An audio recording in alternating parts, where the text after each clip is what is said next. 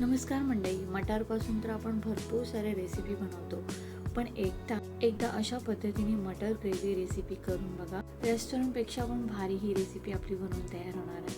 मी पण पहिल्यांदा ट्राय केली, तर तुम्ही पण एकदा करून बघा. कधी संडे स्पेशल किंवा काही फेस्टिवल असेल तर या निमित्ताने एकदा ही रेसिपी रोटी बरोबर किंवा चपाती बरोबर ट्राय करा. एवढी भारी लागते ना, रेस्टॉरंटपेक्षा पण भारी चव. तर मग चला सुरुवात करूया या रेसिपीला. मस्तपैकी चमचमीत अशी मटार ग्रेव्ही. तर यासाठी मी घेतलेले आहेत हे मटार. पाव किलो प्रमाणे असे मी मटार घेतलेले आहेत, स्वच्छ धुवून घेतलेले आहेत. आणि त्याचबरोबर मी 3 कांदे घेतलेले आहेत मीडियम साईजचे, आणि हे असे उभे चिरलेले आहेत. आणि त्याचबरोबर वाटण्यासाठी आपल्याला हे लागणार आहेत टमॅटो 2 लागणार आहेत मीडियम साईजचे, अद्रक, लसूण, कोथिंबीर आणि मिरच्या तिखटप्रमाणे. आता सर्वात पहिले आपल्याला टमॅटोची पेस्ट तयार करून घ्यायची. आता इथे आपली टमॅटोची पेस्ट रेडी झालेली आहे. आणि एका साईडला मी इथे 4 टेबलस्पून ऑइल घेतलेला आहे, कढईमध्ये गरम केलं. आणि त्याच्यानंतर मग इथे जो आपण कांदा चिरलेला, 3 मीडियम साईजचे कांदे उभे उभे चिरलेले, ते असे चुरून असे याच्यामध्ये टाकायचे आहेत. म्हणजे सुटसुटीत करून टाकायचे आहेत, म्हणजे ते लवकर फ्राय केले जातील.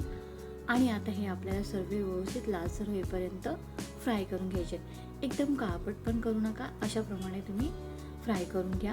आता याचं वाटण तयार करून घेऊया. आता वाटण्यासाठी मी तुम्हाला मेन्शन केलेलं आहे अद्रक, लसूण, कोथिंबीर आणि मिरच्या तिखटप्रमाणे. आणि त्याचबरोबर हा फ्राय कांदा आपल्याला या वाटणामध्ये टाकायचा आहे. आणि त्याचबरोबर मी घेतलेले आहे 2 टेबलस्पून दही आणि कसुरी मेथी 1 टेबलस्पून. याने कसुरी मेथीने अजून या भाजीला म्हणजे ग्रेव्हीला चव येणार आहे.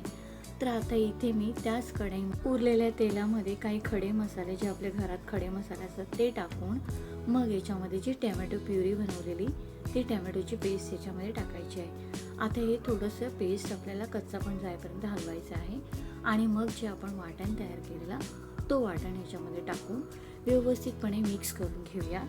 मस्तपैकी मिक्स करून घ्यायचं आहे याच्यामध्ये आपल्याला. आता याच्यामध्ये आपल्याला काही मसाले टाकायचे आहेत. हळद पावडर, चवीनुसार मीठ, लाल मिरची पावडर, धणा पावडर आणि थोडंसं जिरा पावडर.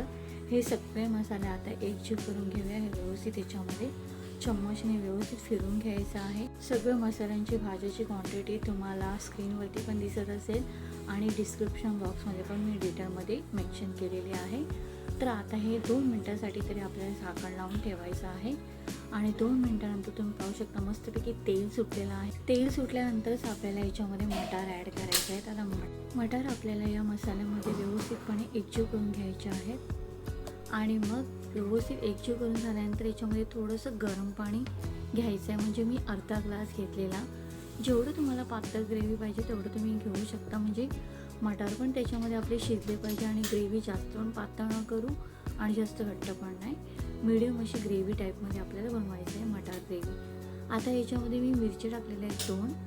आणि आता हे झाकण लावून आपल्याला 5 ते 7 मिनटं तरी शिजवायचं आहे. आता तुम्ही पाहू शकता 5 ते 7 मिनटानंतर झाकण काढल्यानंतर मस्तपैकी आपली ग्रेव्ही तयार झालेली आहे. मटार पण मस्तपैकी शिजलेला आहे.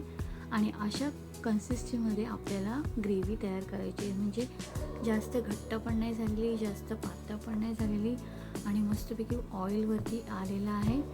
आणि मटर पण मस्त शिजलेला आहे. आणि आता वरून कोथिंबीर टाकून ही मस्तपैकी ग्रेव्ही आपण सर्व करूया. ही ग्रेव्ही आपण मस्तपैकी रोटी बनवून किंवा चपाती बरोबर खायला तर एकदमच भारी लागते. तर एकदा तुम्ही पण ट्राय करा. रेसिपी आवडली तर लाईक करा, शेअर करा आणि सबस्क्राईब करा. तोपर्यंत